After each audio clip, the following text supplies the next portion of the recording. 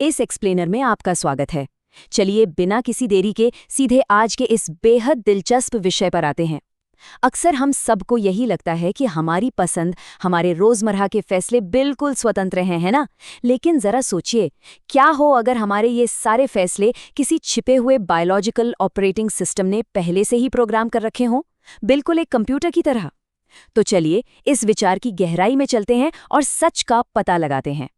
तो सबसे बड़ा सवाल ये है, क्या जिसे हम अपना व्यक्तित्व या सेल्फ कहते हैं, वो असल में सिर्फ एक बायोलॉजिकल सॉफ्टवेयर है?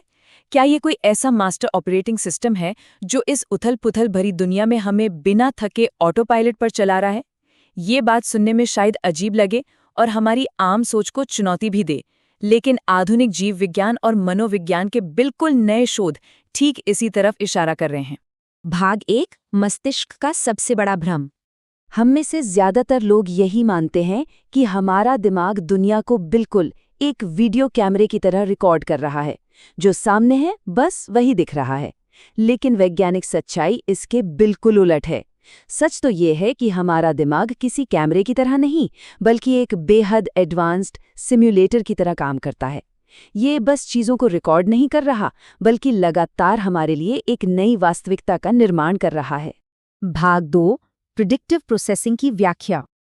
अब सवाल ये है कि दिमाग ये सिमुलेशन करता कैसे है। इसके पीछे एक बहुत ही खास बायोलॉजिकल तंत्र है जिसे प्रिडिक्टिव प्रोसेसिंग कहते हैं।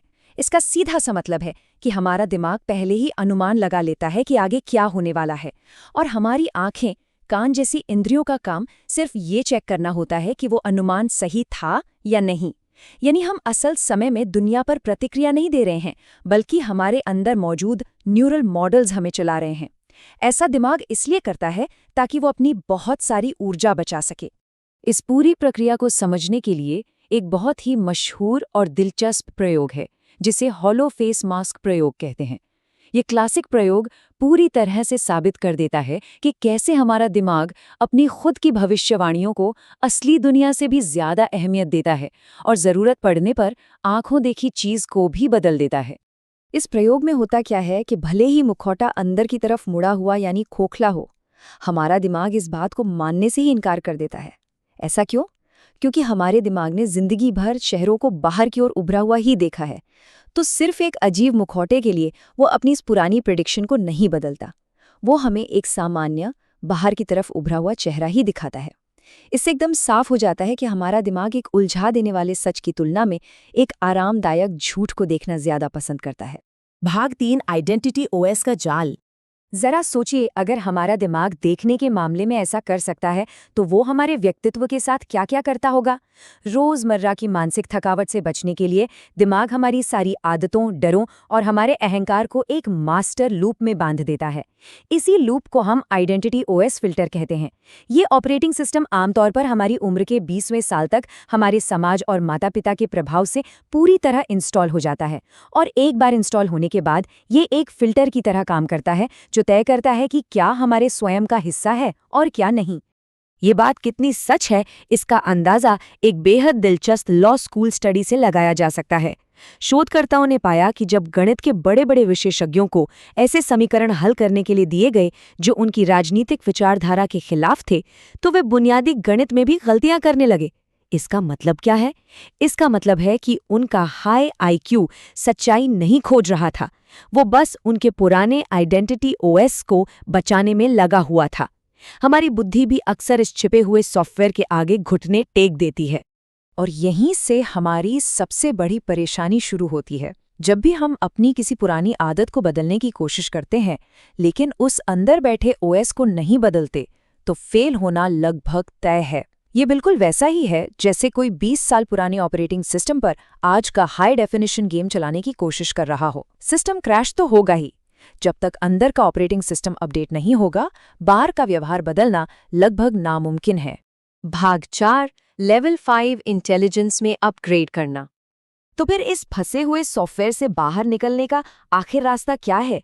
इसका एक ही ठोस समाधान है, पूरे माइंड सिस्टम को अपग्रेड करना। इसे लेवल 5 इंटेलिजेंस या मेटा कॉग्निटिव इंटेलिजेंस कहते हैं। ये वो बेहतरीन टूल है जो इंसान को अपने दिमाग के सिस्टम से बाहर निकलकर खुद के लूप्स को देखने की ताकत देता है। इसके जरिए हम अपनी पुरानी और ऑटोमेटिक प्रोग्रामिंग का निरीक्षण कर सकते हैं और ज़रूरत पड़ने पर उसे ओवरराइड भी कर सकते हैं। इसे स्टैनिस्लाव पेट्रोव की इस रोंगटे खड़े कर देने वाली घटना से बहुत अच्छी तरह समझा जा सकता है। बात 1983 की है, जब उनके सिस्टम ने एक झूठा परमाणु अलार्म बजा दिया था। डिफ़ॉल्ट प्रोटोकॉल के हिसाब से तुरंत जवाबी हमला होना चाहिए था, लेकिन पेट्रोव ने क्या किया? वो अपने सिस्टम के उस लूप से बाहर निकले, स्थिति को ध्यान से देखा और सिस्टम पर ही सवाल उठाए। उन्होंने उस ऑटोमेटिक सॉफ्टवेयर को ओवरराइड किया और दुनिया को तबाह होने से बचा लिया। अपने खुद के मानसिक सॉफ्टवेयर को ओवरराइड करने का ये एक बहुत ही सटीक और शानदार रूपक है। भाग 5, 3 स्टेप फीडबैक लूप। अब मुख्य सवाल ये आता है कि हम अपनी रोज़मर्रा की ज़िंदगी में इस तरह का ओवरराइड कैसे कर सकते हैं। अपने आइडेंटिटी ओएस के पुराने कोड को हटाकर नया कोड लिखने के लिए एक 3 स्टेप मास्टर लूप की ज़रूरत होती है। साइको माइंडसेट, पर्यावरण अनुकूलन और दोहराया गया व्यवहार, इन 3 बेहद असरदार कदमों का इस्तेमाल करके कोई भी अपने न्यूरल कोड को फिर से लिख सकता है और नए अपडेट इंस्टॉल कर सकता है। चलिए इन्हें एक एक करके समझते हैं।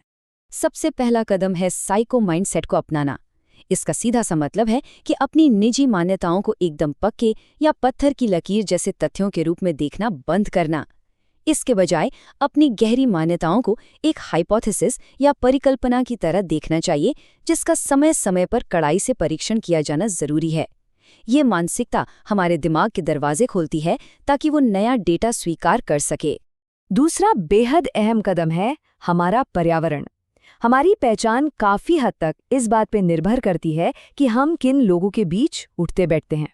इसलिए ये बहुत ज़रूरी है कि हम ऐसे माहौल में रहें जहां लोग लगातार सीखने और आगे बढ़ने को बहुत सामान्य बात मानते हों।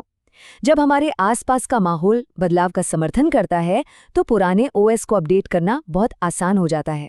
और तीसरा अंतिम चरण है व्यवहार को बार बार दोहराना। विज्ञान हमें बताता है कि हमारा दिमाग हमारे रोज के कामों को देखकर ही ये अनुमान लगाता है कि हमारी पहचान क्या है।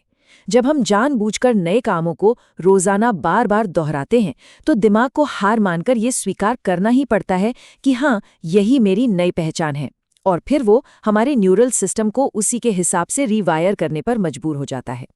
इस पूरे सॉफ्टवेयर वाले उदाहरण का निष्कर्ष बहुत ही सीधा है। चूंकि हमारी वास्तविकता कभी भी एक जैसी नहीं रहती, ये लगातार बदलती रहती है, तो फिर हमारे आइडेंटिटी सॉफ्टवेयर को भी तो लगातार अपडेट होते रहना चाहिए, है ना? दुनिया के सबसे बुद्धिमान लोग वो नहीं हैं जिन्हें सब कुछ पता है, बल्कि असल में सबसे बुद्धिमान लोग वे हैं जो अपने आइडेंटिटी ओएस को सबसे तेज़ी से और ज़रूरत के हिसाब से अपडेट कर सकते हैं। तो इस एक्सप्लेनर को ख़त्म करते हुए सोचने वाली बात ये है, हमें अपने उस पुराने कोड की पहचान करनी चाहिए जो अब हमारे किसी काम का नहीं है। तो ज़रा सोचिए, आपके उस आइडेंटिटी ओएस का वो कौन सा हिस्सा है जो अब पूरी तरह से अनइंस्टॉल होने के लिए तैयार है। दिमाग की इन हैरान कर देने वाली प्रणालियों को समझते रहें और अपने सिस्टम को हमेशा अपग्रेड करते रहें।